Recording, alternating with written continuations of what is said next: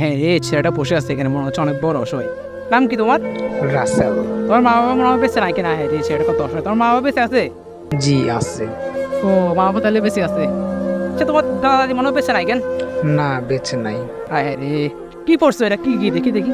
আয় হ্যাঁ রে, কি একটা শার্ট পরে আছে, একটা নোংরা, মনে হচ্ছে গুলিস্তান থেকে মাত্র কিনে এনেছে। আয় হ্যাঁ রে, তুমি সবসময় ব্র্যান্ডের জিনিস পরবা, এগুলো একটা কম দামি শার্ট। তুমি আর দামি শার্ট পরবে না? এখনো মেয়ে এটা ও, সবসময় ব্র্যান্ডের জিনিস পরবা, বিদেশ থেকে যেগুলো ইনপোর্ট করে আনে সেগুলো পরবে।